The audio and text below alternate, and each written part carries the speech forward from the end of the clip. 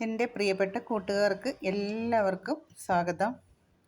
ഇന്ന് ഞാൻ കാണിക്കാൻ പോകുന്നത് ചക്ക കണ്ടിട്ടുണ്ടല്ലോ, കണ്ടേ.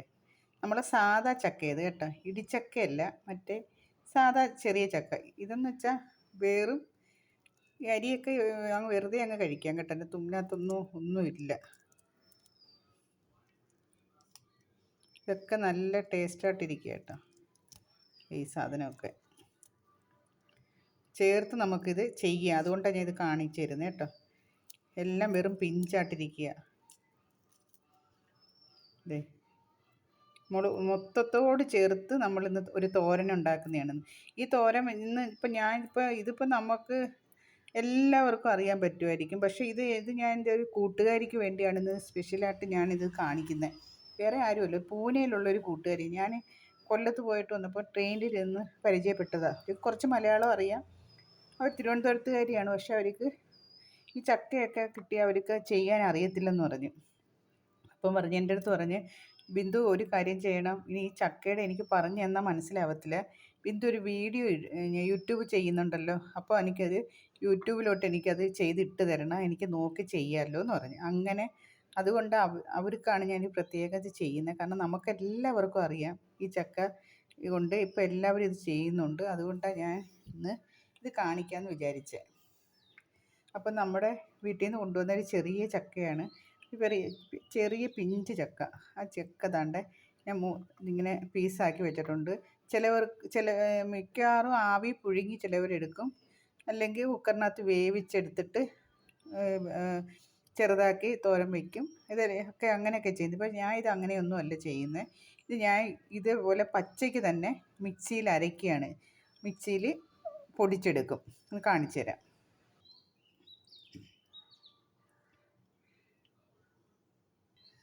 ഇതിങ്ങനെ കട്ട് ചെയ്ത് ചെറുതാക്കി നമുക്ക് മിക്സിയിലോട്ട് ജാറിലോട്ട് ഇടാം. ഫുൾ അങ്ങനെ കട്ട് ചെയ്ത് നമുക്ക് ഇടാം.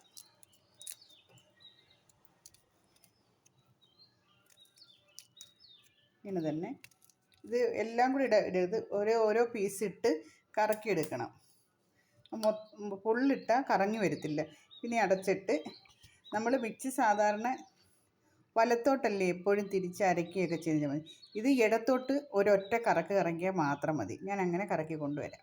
ഞാൻ ആദ്യത്തെ പൊടിച്ചുകൊണ്ട് വന്ന് കണ്ടല്ലേ, ഇതേ കണക്കിരിക്കും. ഇതേ കണക്ക് നമുക്ക് എല്ലാം പൊടിച്ചുകൊണ്ട് വരാം. തിരിച്ചൊരു കറക്ക് കറക്കിയാൽ മാത്രം മതി. നമ്മൾ ചമ്മന്തി അരയ്ക്കുന്ന കണക്ക് വലത്തോട്ട് തിരിച്ചു കഴിഞ്ഞാൽ ചമ്മന്തി പോലെ ആയിപ്പോവും.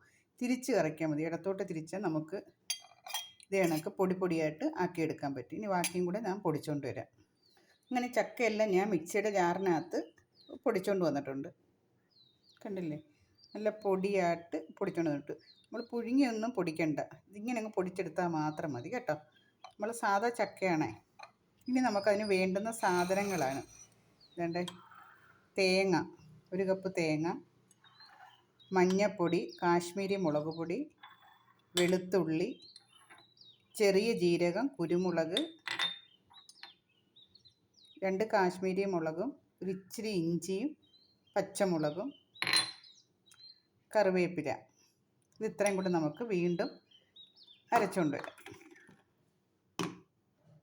ഈ ചക്ക പൊടിക്കുമ്പോൾ ഒരു തുള്ളി വെള്ളം പോലും ഒഴിക്കേണ്ട ആവശ്യമില്ല കേട്ടോ. അതേപോലെ നമുക്ക് ആ ജാറിൽ തന്നെ തേങ്ങ,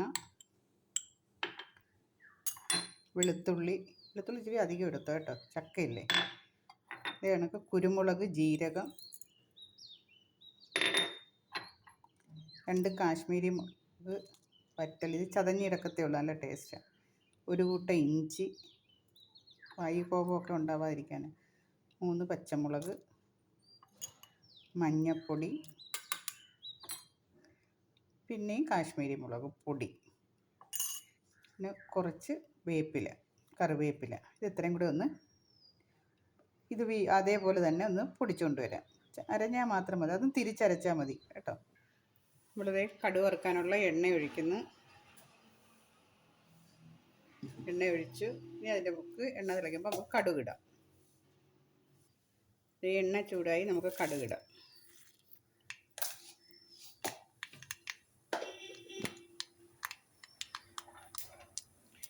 എല്ലാവർക്കും ഇഷ്ടപ്പെട്ടെന്ന് വിചാരിക്കുന്നു.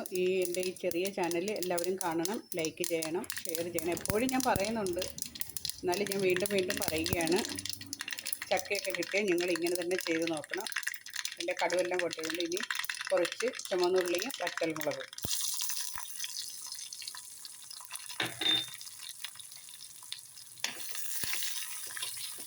ഇതിങ്ങനെ മൂക്കട്ടെ. നമുക്കൊക്കെ ഈ ചക്കയുടെയൊക്കെ കാര്യമൊക്കെ അറിയാമെങ്കിൽ ചിലവർക്കൊന്നും ഇതിനെക്കുറിച്ചൊന്നും അറിയത്തില്ല കേട്ടോ. അതുകൊണ്ടാണ് ഞാൻ കൂടുതൽ ഇങ്ങനെ പറയുന്നത്. കറിവേപ്പില,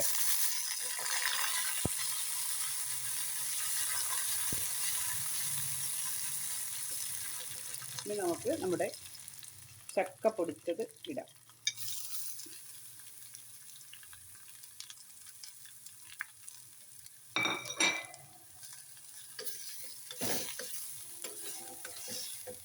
ചക്ക പൊടിച്ചത് നമ്മളിട്ടിട്ടുണ്ട്. ഉപ്പിട്ടിട്ടില്ല കേട്ടോ. ഇനി ആ ഉപ്പിടണം. ഇനി നമുക്കിതിനകത്ത് ഒരു തുള്ളി വെള്ളം,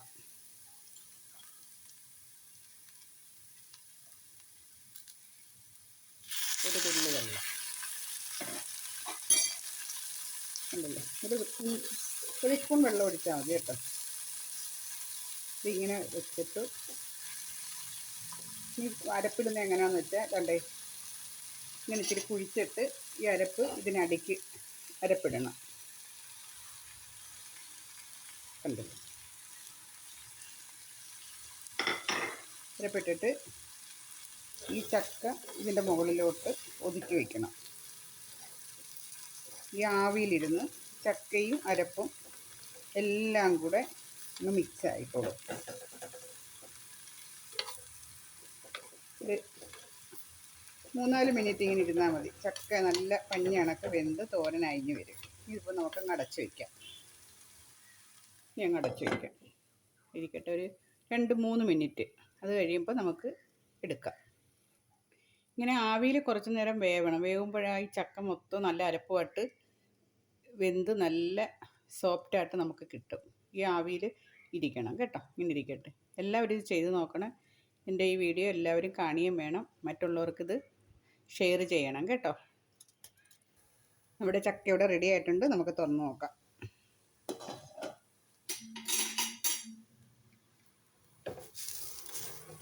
കണ്ടില്ലേ, നല്ല സൂപ്പറായിട്ടുണ്ട്. നല്ലോണം വെന്ത് നല്ല റെഡി ആയിട്ടുണ്ട്.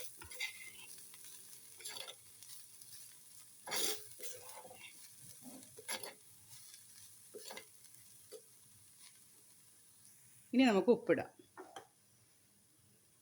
ഇതുവരെ നമ്മൾ ഉപ്പിട്ടില്ലായിരുന്നു. ഇതാണ്ട് ലാസ്റ്റ് ഉപ്പിടാം. ഉപ്പും കുറച്ച് കറിവേപ്പിലയും.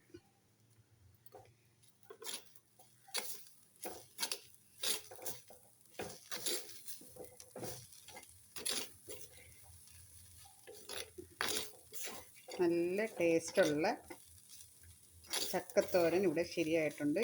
എല്ലാവരും ചെയ്ത് നോക്കണം.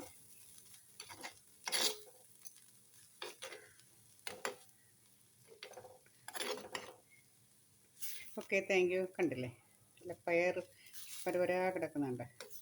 നല്ല സൂപ്പറാണ് ഇത് കഴിക്കാൻ കേട്ടോ. ഓക്കെ, കറിവേപ്പില എത്രയോ ഇടുന്നോ അത്രയും ഈ ചക്ക തോരന് നല്ല മണം കിട്ടും. ഇനി ഇതിങ്ങനെ ഈ ചട്ടിയിൽ തന്നെ അങ്ങ് വെച്ചിരുന്നാൽ മതി. ചോറ് കഴിക്കാൻ നേരത്ത് മാത്രം എടുത്താൽ മതി. ഓക്കെ, എല്ലാവർക്കും ഇഷ്ടപ്പെട്ടല്ലോ. ഓക്കെ, അടുത്തൊരു വീഡിയോസുമായിട്ട് അടുത്ത ദിവസം കാണാം. അതുവരെയും എല്ലാവർക്കും നമസ്കാരം.